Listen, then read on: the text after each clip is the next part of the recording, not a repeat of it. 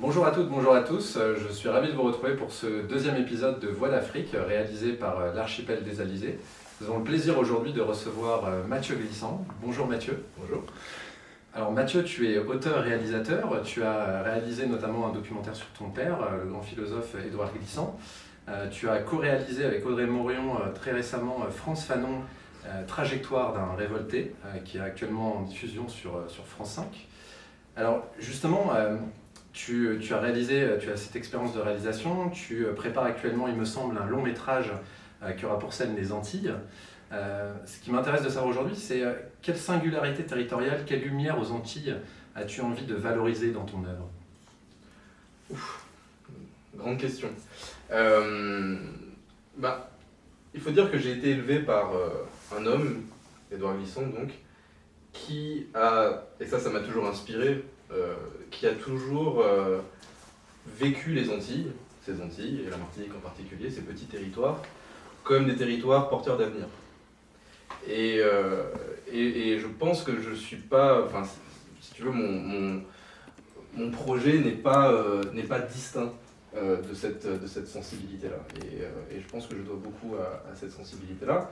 Et pour moi, la Martinique, la Guadeloupe, ces îles-là, ce sont des territoires denses. Et ce que j'aimerais bien révéler à ceux qui n'en ont pas peut-être encore conscience ou encore trouvé la sensibilité, c'est que ces îles-là sont d'une richesse historique, culturelle, humaine, absolument dingue, en termes de densité même. Et ce que j'aime travailler aussi, c'est non seulement le rapport au paysage, dans ces régions-là. La Martinique a des paysages extrêmement variés. Pour une petite île, c'est assez hallucinant. Entre le nord et le sud de l'île, on passe presque d'un continent à un autre, on va dire. Et donc non seulement cette densité des paysages, mais aussi la densité temporelle. Il y a une expression en fait qui m'a toujours marqué depuis que je suis petit. C'est une expression de mon père. C'est celle de la saison unique. Mon père parlait de cette saison tropicale qui, au fait, malgré quelques petites fluctuations en termes de pluviométrie, reste sensiblement la même. Il n'y a pas d'hiver, il parlait donc de saison unique. Et il disait que cette saison unique, elle nous imposait, en tant qu'Antillais, un autre rapport au temps. Un temps qui n'est plus gradé, qui n'est plus subdivisé, mais qui conserve une forme d'unité tout au long de l'année, et donc tout au long des années, des décennies et des siècles. Et pour lui, en fait, ce paysage, ce temps de la saison unique, est bien révélé aussi à quel point, dans ces îles-là, les siècles avaient tendance à s'accumuler, s'entasser, et on n'a plus un ordre du temps, c'est-à-dire l'enchaînement des saisons. On peut, au détour d'un arbre, retrouver un ancêtre. On peut, au détour d'une mangrove, rencontrer un être de l'avenir, dans l'imaginaire. Et en fait, pour mon père, cette saison unique-là, elle génère ce rapport au monde, ce rapport à soi, ce rapport au sien, bien plus que dans des régions plus tempérées. Et donc moi, mon projet de long métrage, il va être axé vraiment là-dessus, c'est-à-dire une exploration de la relation au paysage et au temps, aux ancêtres, mais aussi à l'avenir, dans cette île-là. Après, je ne peux pas en dire un peu plus, parce que c'est encore en écriture, c'est confidentiel. Mais oui, voilà, donc j'explore ça pour essayer de voir ce que moi je peux y trouver. Justement, tu as beaucoup parlé de la trajectoire et du lien avec ton père. On sait que les Antilles ont vu naître de nombreux penseurs et penseuses. Je pense notamment à Aimé Césaire, le poète et communiste, à Suzanne Dracus également, la poétesse. Aujourd'hui, on voit que cet héritage se renouvelle avec Malcolm Ferdinand, Annabelle et Jérémie qui viennent de sortir le film Décolonisons l'écologie. Toi-même, évidemment, avec tes films, c'est comme si un peu les couleurs de la Martinique modelaient une certaine trajectoire celle d'un cri pour habiter autrement la terre. Comment caractériserais-tu cette épopée intellectuelle qui, de génération en génération, finalement, d'Aimé Césaire en passant par ton père jusqu'à toi et Malcolm Ferdinand, traverse l'île et plus généralement les Antilles? C'est quelque chose que je me suis toujours dit, c'est que c'était dingue de voir ce que ces petites îles ont généré comme matière grise. Parce que c'est très peu d'habitants et c'est des grands noms quand même de littérature. Il y en a beaucoup, et il y en a encore, et il y en aura encore. Et je me suis toujours demandé à quoi c'est dû. D'où ça vient. Pourquoi? Il y a forcément une raison. Et je pense que c'est extrêmement complexe. Mais je pense que globalement, c'est dû au fait que quand on vient d'une île comme la Martinique ou la Guadeloupe, quand on vient des Antilles ou des anciennes colonies, on va dire même, quand on est né en fait dans une culture composite comme celle des Antilles, eh bien, on est poussé à se saisir soi-même, constamment. Il y a un défi en fait constant. Il n'y a pas de naturel. Il n'y a pas de tradition millénaire sur laquelle on peut se reposer aveuglément si facilement. Il y a des fantasmes, bien sûr, on peut se dire on est afrodescendant et se concentrer vraiment sur cette racine africaine. Mais quand on fait face à la réalité des faits des Caraïbes, on ne peut pas se dire que c'est si simple que ça. Et je pense que cet aspect composite de des sociétés antillaises fait que l'homme curieux, l'homme avide de connaissances, de savoir, est constamment stimulé. Et je pense qu'il y a une forme de soif de savoir, de soif de connaissance de soi, de connaissance des siens, qui est constamment attisée du simple fait d'être antillais. Face au vide qui les précède, au gouffre, c'est-à-dire celui de l'esclavage, celui de la rencontre brutale de populations issues de régions différentes, de cultures différentes, etc.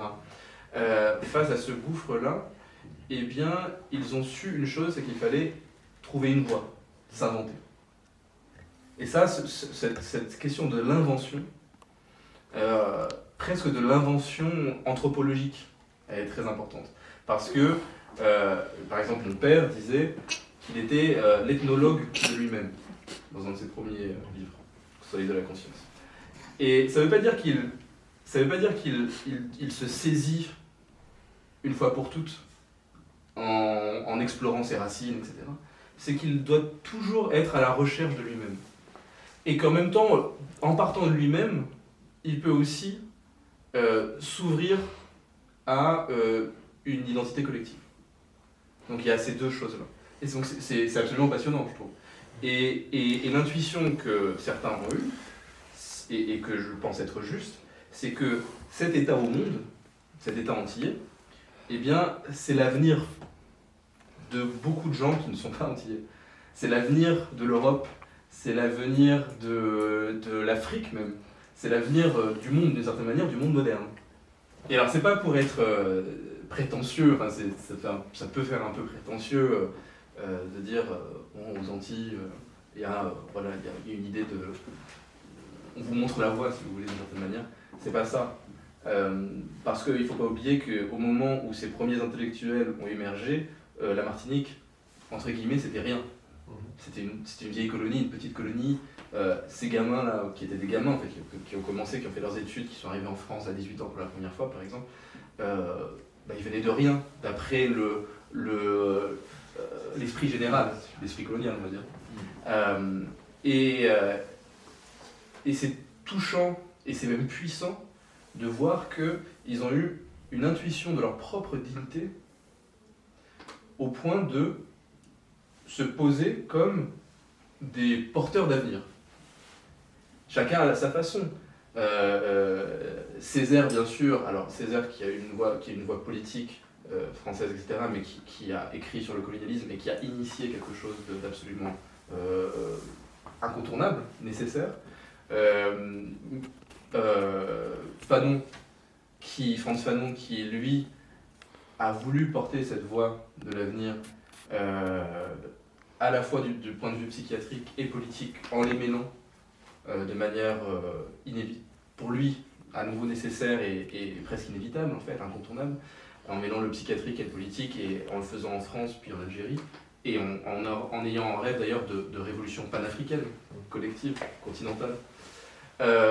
Et puis Glissant qui lui, avec son concept, parmi d'autres, mais son concept de la créolisation et ensuite de la relation, qui a vu en fait les Antilles et l'État, la réalité des Antilles, la réalité humaine et anthropologique des Antilles, comme quasiment un avant-goût de ce que le monde allait connaître culturellement parlant, en termes de mélange, de heurts, de violence aussi, parce que la créolisation, c'est pas simplement tout le monde il est gentil, bisounours, on s'aime parce qu'on est différent, etc. C'est pas du tout ça, c'est des heurts, c'est des chocs, c'est des violences. Mais il a vu aussi qu'il fallait accéder à cette sensibilité-là, cette sensibilité de la relation, quelle qu'elle soit, sans morale. Il n'y a pas de morale. C'est bien d'être dans... La créolisation, c'est un fait. Et pour lui, c'est un fait. Et il voyait cette créolisation-là comme une façon de se préparer à ce qui allait venir.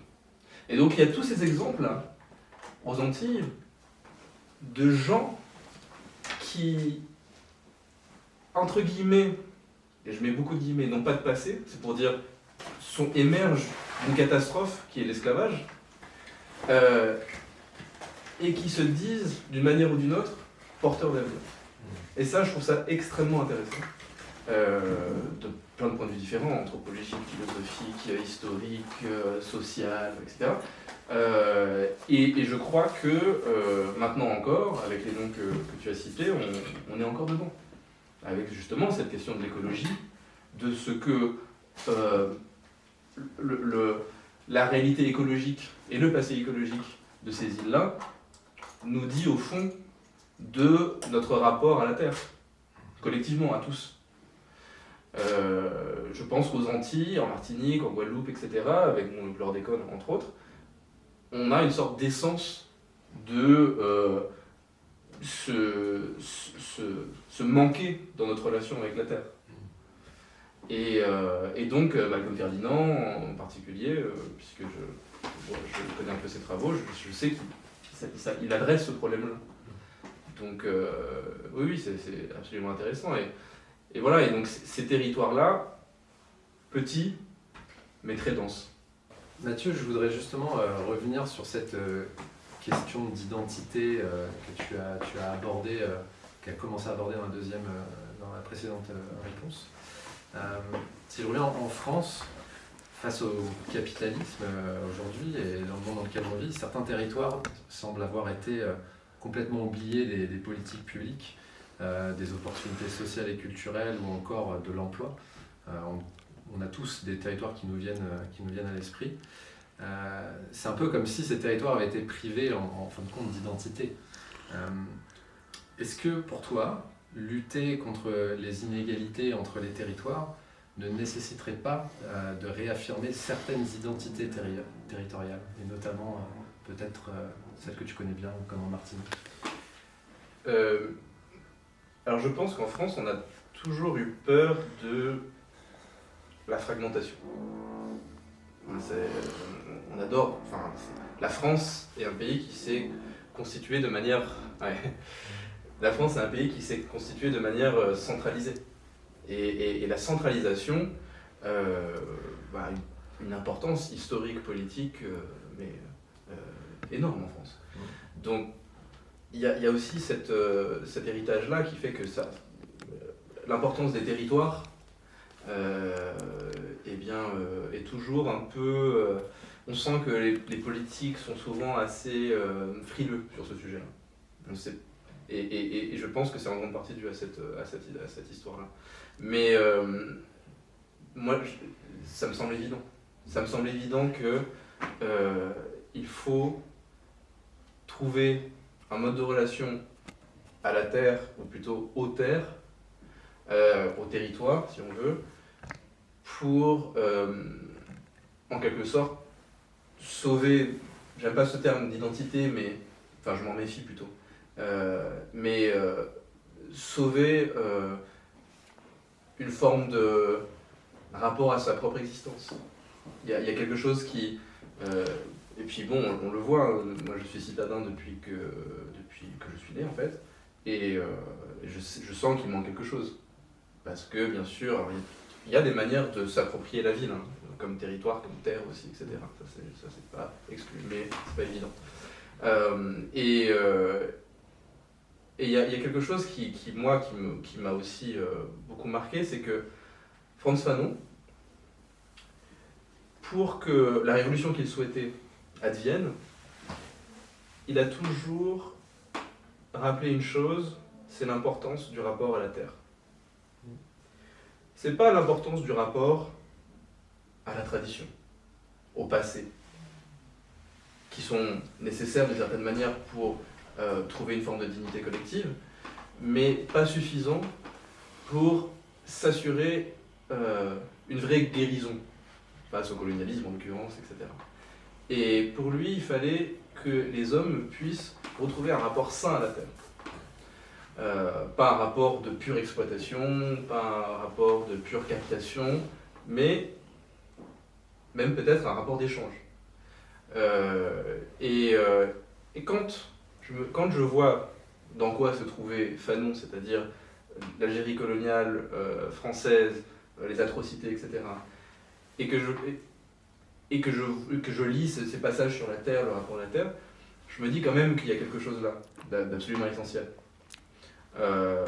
Et oui, en effet, je pense que un des angles, une des pierres angulaires en fait de l'avenir, ça va être bien sûr le rapport à la terre. Et c'est vrai que le problème, il faut sous-peser dans nos priorités, même si tout ça est lié, mais il faut sous-peser l'équilibre entre l'avenir de la planète, et on parle souvent de la planète, mais de manière très générale, et parfois du coup abstraite aussi, et l'avenir des territoires qui nous sont chers, ou des terres qui nous sont chères, et de ces localités-là. Et bien sûr, les deux sont liés, mais il ne faut pas oublier, quand on parle de planète, qu'on parle aussi un amoncellement de terres, en fait, de territoires, de localités. Et donc dans le discours politique, je pense que oui, il faut qu'il y ait une attention à apporter à cette notion de localité. Mon père disait, le lieu est incontournable. C'est drôle parce qu'il vient du Nil, hein, mais il parle de son lieu. Et c'est pour dire aussi à quel point le lieu est important. Tellement important, même quand on vient du Nil, que c'est incontournable. C'est incontournable, on ne peut pas y échapper, et en même temps on ne peut pas en faire le tour. Donc c'est ça qui est assez... Moi je pense qu'il ne faut pas avoir peur du rapport aux terres, aux localités, et peut-être que ça vous semble évident, mais je pense que c'est pas si évident pour pas mal de gens.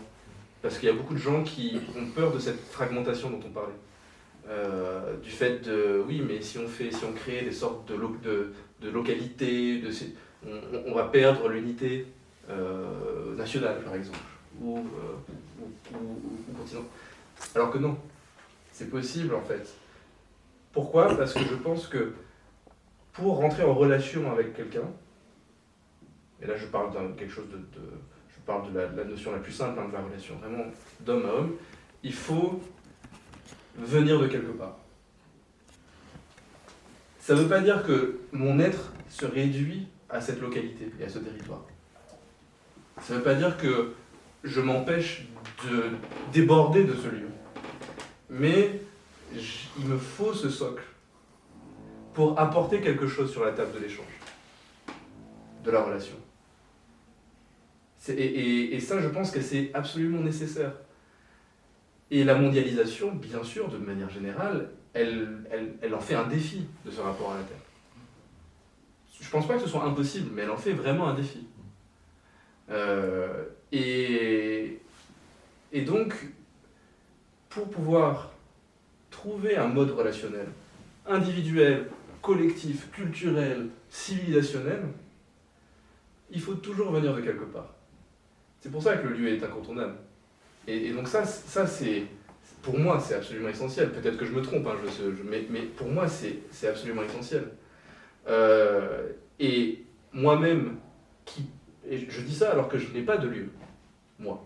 Concrètement, dans ma biographie, si vous voulez, dans ma vie, je n'ai pas eu de lieu.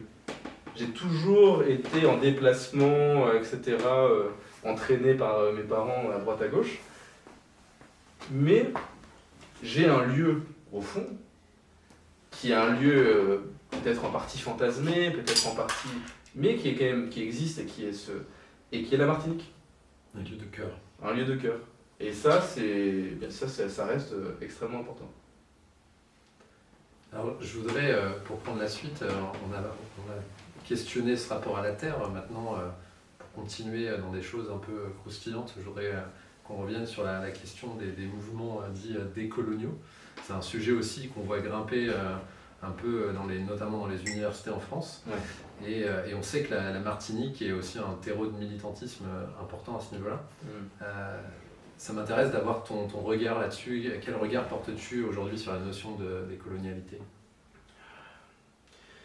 Ben, il y a eu la décolonisation, et puis maintenant il y a les mouvements décoloniaux.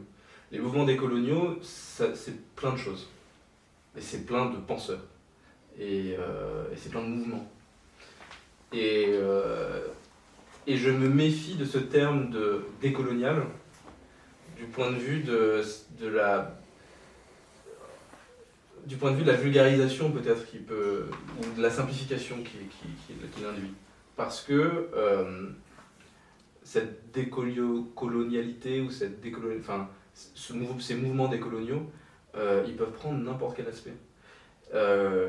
Et aujourd'hui, je pense que l'enjeu décolonial principal pour moi, c'est avant tout, il se place avant tout du point de vue de l'imaginaire. Et ça, c'est quelque chose qui a été amené en premier, bien sûr par Césaire, mais très fortement par Fanon. Parce que Fanon, il a lié le combat politique au combat imaginaire, on va dire, au combat qui a pour terrain l'imaginaire. Et il les a liés de manière absolument indémêlable. Et c'est ça sa force aussi. Si Fanon n'avait été qu'un militant politique, purement politique, c'est-à-dire il faut virer les colons, etc., bien, ça aurait été très important et très bien, mais il n'aurait pas résonné autant encore maintenant, je pense. Et puis surtout, il n'y a pas besoin de Fanon, de ce Fanon-là simplement, si c'est juste un Fanon combattant, pour faire la révolte et faire les renversements politiques, puisque ça, il y en a eu. Et même la révolution algérienne, elle aurait eu lieu sans Fanon. C'est pas lui qui... Mais ce qui fait la particularité et la richesse de Fanon, c'est ça. C'est le politique, l'imaginaire, et quand je dis imaginaire, c'est-à-dire que je parle de tout ce qui a trait à l'âme, c'est-à-dire au psychique,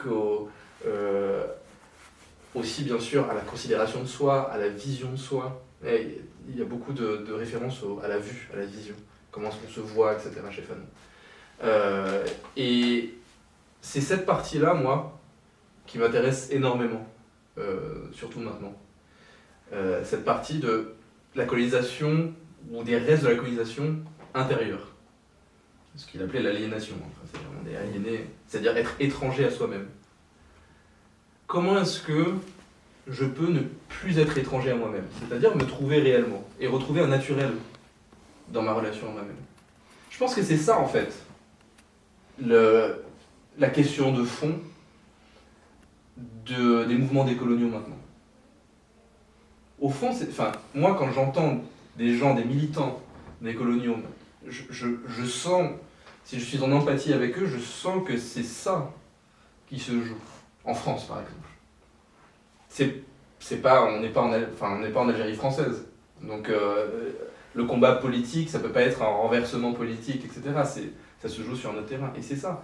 Et comment est-ce que je peux retrouver ce rapport, ou trouver ce naturel à moi-même, en vertu de toute cette histoire qui a eu tendance à en faire un défi, à le briser ou à le rendre peu évident.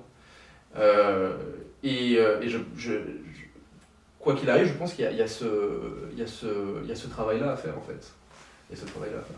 Alors, j'entends ce que tu dis sur la décolonisation de l'imaginaire, qui est certes nécessaire, mais je ne peux pas ne pas t'entraîner sur le terrain politique, dans le sens où on sait que par exemple l'Assemblée générale des Nations Unies a mis en avant que la Polynésie devrait être un des territoires à décoloniser.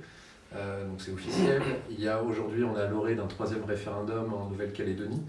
On voit ce qui s'est passé dernièrement aussi, les troubles aux Antilles. Donc, et à chaque fois, finalement, ça amène cette notion de décolonisation, d'autonomie politique, en fait. Alors, c'est vrai. Donc, mais pourquoi est-ce que je parle d'imaginaire? Parce que quand on parle, par exemple, le principe, quand même, c'est le principe phare, cardinal, c'est l'autodétermination, l'autodétermination des peuples. Mais la question le problème qu'adresse Fanon aussi, c'est de savoir à partir de quand on fait partie d'un peuple. Est-ce que je suis sûr qu'il y a un peuple? C'est ça aussi la question. C'est pour ça que je parle d'imaginaire. Et ça, c'était une clé pour lui. Pour qu'une révolution et qu'une décolonisation fonctionnent, et qu'un peuple décide de prendre en main son destin, il faut que le peuple existe. Il faut qu'il existe. Et la colonisation, le système colonial, a tout fait pour empêcher au peuple d'exister. Détruire les identités collectives, bien sûr. En créer des fausses, aussi. Il y a eu ces deux mouvements. Et tout ça qui n'a fait que renforcer le sentiment d'aliénation, intérieure, individuelle et collective. Et donc c'est pour ça que l'imaginaire, c'est très important. Et que ce soit en Martinique ou autre, toujours la question qui se pose, pour moi, c'est qui sommes-nous? Et je pense que pour beaucoup de Martiniquais, c'est de plus en plus évident, c'est de plus en plus naturel, et de là découlent les revendications politiques. Moi, j'ai toujours... je doute beaucoup comme personne. Donc, je suis toujours à la recherche de quelque chose, c'est un peu fatigant. Mais c'est vrai que je pense qu'il y a quelque chose à régler intérieurement, en même temps que politiquement. Pas forcément avant, mais en même temps au moins. Et ça, il ne faut pas l'oublier, et je pense que c'est la réussite, c'est la clé de la réussite pour une vraie décolonisation politique, une prise d'indépendance réussie, parce que, et ça Fanon il le disait aussi, hein, dans les Dalles de la Terre, quand même, les 3 derniers chapitres des Dalles de la Terre, c'est sur l'avenir de la Révolution et sur ses craintes à propos de ces indépendances. Parce qu'en fait, l'indépendance, pour lui, c'est une étape. L'indépendance, c'est une étape. C'est pas la vraie révolution. La vraie révolution, c'est la réinvention de soi-même, d'une certaine manière. Il parle d'homme neuf. L'homme neuf, il appelle à l'homme neuf.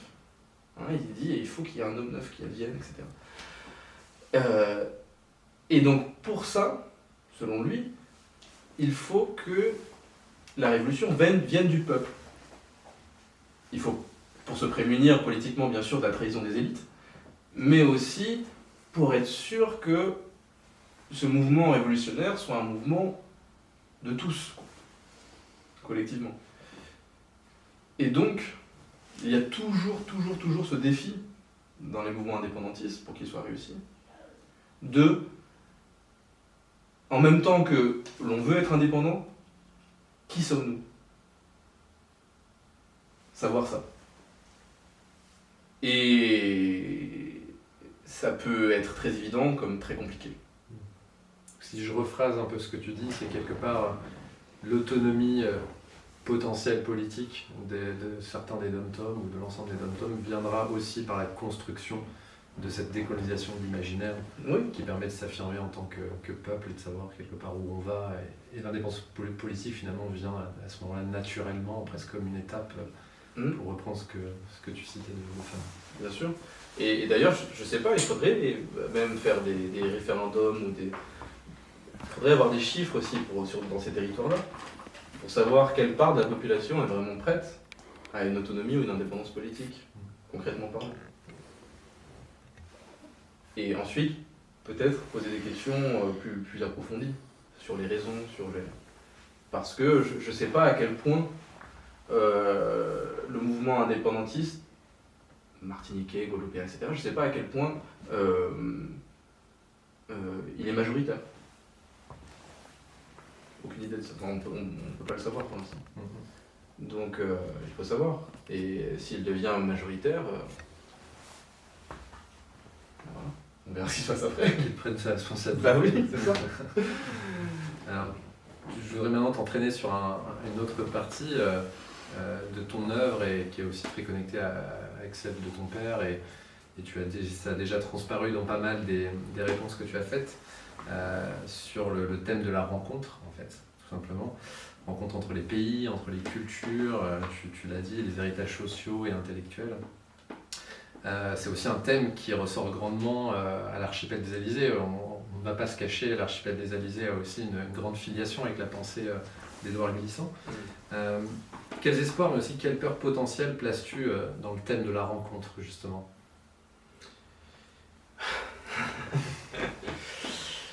Dans le thème de la rencontre. On parlait d'indépendance et de décolonisation, et je pense que l'enjeu aussi de ces mouvements-là, de décolonisation ou même des mouvements indépendantistes, c'est aussi de permettre une certaine forme de rencontre, au fond. Je fais le lien. Mais j'y ai souvent pensé. Et c'est à peu près la même chose, enfin, c'est lié à ce que je disais avant à propos du lieu. C'est-à-dire qu'il faut partir de quelque part pour échanger avec l'autre aussi. Et je pense que la rencontre, en fait, elle se fait, en tout cas elle est facilitée, à partir du moment où on a réussi à trouver une forme de naturel dans son rapport à soi-même. Et je pense que c'est ça aussi l'enjeu. Là, en ce moment, politiquement parlant en France, j'ai l'impression qu'on s'éloigne de ces thèmes de la rencontre, de la relation, globalement. Enfin, il y a quand même des mouvances parce qu'il y a une fragilité, il y a une fébrilité collective, culturelle, qui fait que il y a la crainte de l'autre, etc. On voit ce qui se passe en ce moment. Mais je pense qu'une culture sûre d'elle-même, forte, elle n'a pas peur de la rencontre. Et ce serait se prouver à nous-mêmes, en tant que Français, que l'on est bien dans nos baskets, quoi. Que l'on est assuré, que l'on vient de quelque part, que d'accepter cette rencontre. Si j'accepte la rencontre et la relation, eh bien, ça veut dire que j'ai une forme d'évidence aussi. Ça veut pas dire que d'évidence dans mon rapport à moi-même. Ça veut pas dire que je suis suffisant ou que je m'arrête aux bornes un peu abstraites de mon terreau culturel, etc. Mais ça veut dire que quand même, je me sens assez de fondation pour pouvoir engager un échange, une relation Et donc, ça c'est une phrase de mon père, hein, c'est changer en échangeant avec l'autre sans pour autant me dénaturer. Et ça c'est très important. Et bien sûr, il y a les Zemmour, etc., qui vont trouver ça absurde. Mais parce qu'ils vont trouver ça niais. Et c'est vrai que si on s'arrête là, ça peut être niais. Mais c'est pas simplement d'être gentil avec tout le monde, de dire ça. La relation et la rencontre, c'est un phénomène complexe d'enrichissement, mais aussi de confrontation, mais aussi de heurts, mais aussi de désaccord.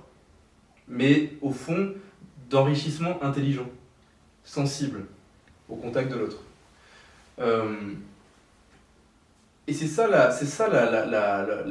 y a un point de bascule.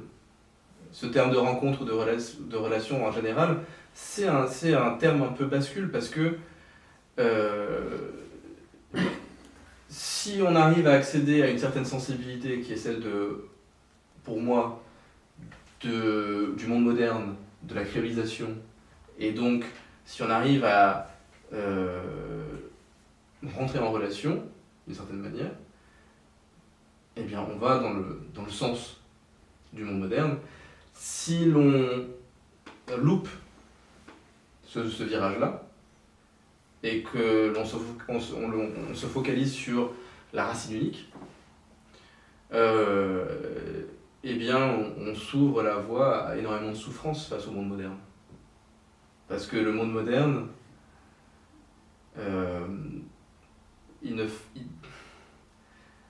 le mode identitaire de la racine unique correspond de moins en moins à la réalité mouvementée du monde moderne, qui est fait de plus en plus de brassage à une vitesse de plus en plus grande, de population, d'hommes, de culture, et bien sûr Internet a accéléré tout ça. Et d'ailleurs, ça c'est le terme de la vitesse, c'est très important. Ça va de plus en plus vite. Et il ne faut pas se perdre. Bien sûr, ça c'est aussi, et je pense que beaucoup de gens qui se focalisent sur une racine unique, ils ont peur de se perdre dans ces mouvements-là. Mais le fait de pouvoir accéder à ce phénomène, à cette sensibilité de la créolisation ou de la relation, ça ne veut pas dire que l'on accepte de rentrer dans une sorte de relativisme absolu, culturel, en disant, enfin de relativisme culturel, en disant finalement tout se vaut et puis que je sois ci ou ça, c'est exactement la même chose. Non. C'est de faire face aux divers du monde et d'en tirer le plus possible pour soi aussi et pour les siens. Et je pense que c'est ça l'enjeu principal de la rencontre. Si on parlait de la rencontre avec un R majuscule.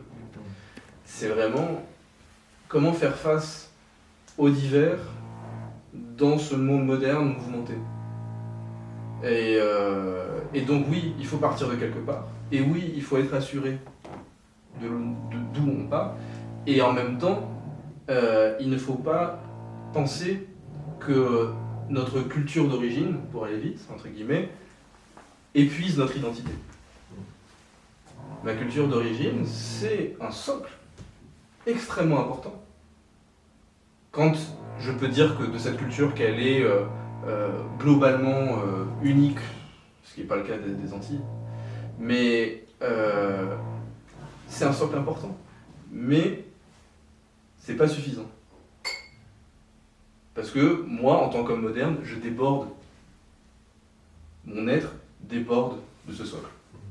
Et c'est ça, en fait, aussi, accepter la rencontre, la relation. Et je pense que c'est extrêmement important de comprendre ça. Donc il y a la dignité propre, sienne, individuelle, collective, mais il y a aussi ce débordement. Et mon père, il disait quelque chose qui m'a aussi toujours marqué, en tout cas influencé, c'est qu'il disait qu'il était à la fois fils et étranger. Et moi, quand j'ai la chance de pouvoir voyager beaucoup, dans beaucoup de pays, je me suis senti fils et étranger, d'une manière ou d'une autre. Ça peut être complètement fantasmé, ça peut être complètement bête, mais même au Japon, je vais aller au Japon, et d'une certaine manière, bien sûr étranger, mais aussi fils. Alors lui, il l'a utilisé dans l'autre sens, quand il est arrivé en France. Fils de la République, grosso modo, des valeurs de la République, de cette éducation aussi, et en même temps étranger parce qu'il y a quelque chose en lui qui dépasse aussi tout cet héritage-là, du fait d'être antillais. Donc voilà, et je pense que cette dualité-là, fils et étranger, cette filiation qui est là, mais qui est aussi vouée à s'écarter, d'une certaine manière, de sa racine originelle, eh bien je pense que c'est aussi une belle image pour se préparer aux défis dont le nombre est grandissant du monde moderne, identitairement parlant. À l'archipel des Alizés, nous avons une tradition, Mathieu, c'est d'essayer de finir nos entretiens par une touche de poésie. Est-ce qu'il y a un lieu apprécié que tu aimerais partager avec nous aujourd'hui ? Un lieu apprécié. Bah, je pense que assez simplement, un lieu pour moi qui condense beaucoup de choses, c'est ce qu'on appelle le Rocher du Diamant, dans le sud de la Martinique, qui est une sorte de rocher au milieu de la baie du Diamant, qui est un lieu qui m'a toujours fasciné parce qu'il est très mystérieux.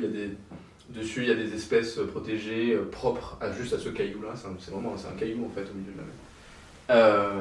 Et qui a toujours représenté pour moi la densité du paysage antillais. Parce que ce lieu-là, ce rocher-là, c'est une île en soi.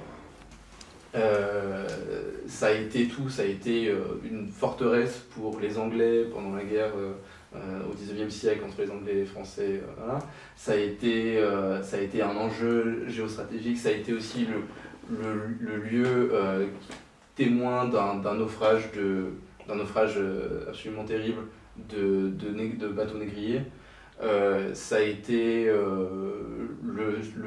un lieu qui a symbolisé beaucoup de rêves, parce que c'est une vision assez incroyable.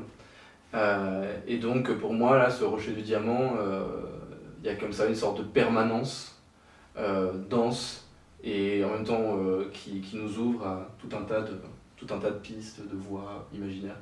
Donc voilà, j'aurais dit ça, le Rocher du Diamant. Merci beaucoup Mathieu d'avoir accepté notre invitation aujourd'hui, d'avoir répondu à nos questions. Je voudrais aussi remercier tout particulièrement le mouvement Colibri qui nous a permis de réaliser cette interview dans leurs locaux. Et puis merci à toute l'équipe de l'archipel des Alizés, Thierry, Mickaël et Damien, avec lesquels nous avons préparé cet entretien. Merci à vous, à très bientôt.